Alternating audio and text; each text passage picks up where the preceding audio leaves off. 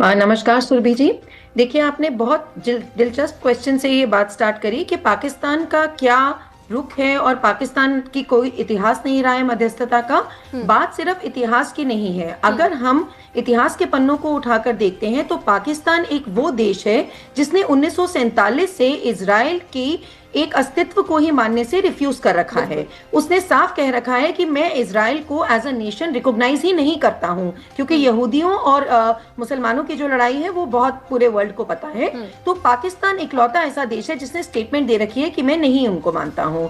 तो जब भाई आप दो पार्टीज हैं, एक तरफ अमेरिका इजराइल, दूसरी तरफ ईरान, एक पार्टी में से जो एक तरफ की है उसमें एक नेशन को तो आप रिकॉग्नाइज ही नहीं करते हो, तो आप किसकी तरफ से मध्यस्थता कर रहे हो? तो मैं आपको ये बताना चाहूंगी सुरभि कि पाकिस्तान को इसलिए नहीं चुना गया है क्योंकि वो मध्यस्थता कराने के काबिल है।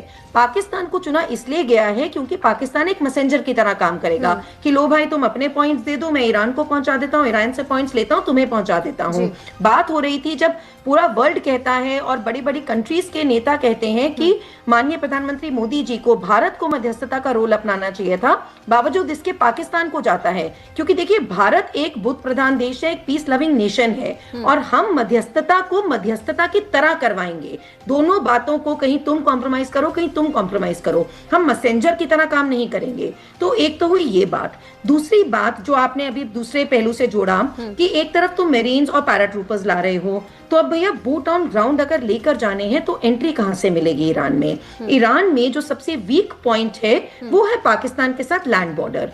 तो जब अगर पाकिस्तान को मध्यस्थता में इन्वॉल्व कर लेते हो, वो वैसे ही अमेरिका के सामने घुटने टेके हुई हालत में है, वहां पे आसिम मुनीर जाते हैं अटैची में क्या बेचकर आते हैं भगवान जाने। तो उसके बाद ईरान स्थिति में नहीं रहेगा, मतलब पाकिस्तान स्थिति में नहीं रहेगा कि वो मना करे कि मैं ईरान में अपनी लैंड बॉर्डर को यूज नहीं करने दूंगा। हुँ, तो वो एक कारण हो सकता है। और तीसरी जो आपने बात कही कि अगर इतने मेरीन्स खड़े कर ही रहे हो, पैराट्रूपर्स खड़े कर ही रहे हो, तो क्या नेगोशिएशन करनी है? तो मैं इसको दो पहलू से देखती हूँ सुरभि। हुँ, पहला तो ये कि हो सकता है ये एक प्रेशर टैक्टिक्स की तरह हो कि देखिए, अगर आप नहीं मानते हैं आराम से, तो हमने पूरी जमीनी बूट्स ऑन ग्राउंड की भी तैयारी की हुई हुँ, है। लेकिन दूसरी तरफ ये भी है कि ये बात अमेरिका भी समझता है कि full fledged invasion on Iran is not possible.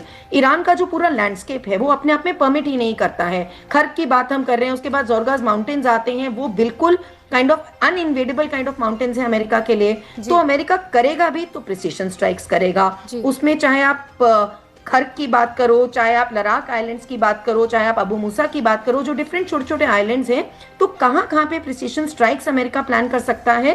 और क्या वो सिर्फ उसने प्रेशर टैक्टिक्स के लिए मेरीन्स खड़े करें, ये तो देखो आने वाला समय ही बताएगा। लेकिन पाकिस्तान का रोल एट द मोस्ट एक लैंड बॉर्डर प्रोवाइड करने के लिए हो सकता है। मध्यस्थता की उससे उम्मीद करके युद्ध की समाप्ति की ओर देखना will be too tall a target from a country like Pakistan. हुँ, ठीक है मैम।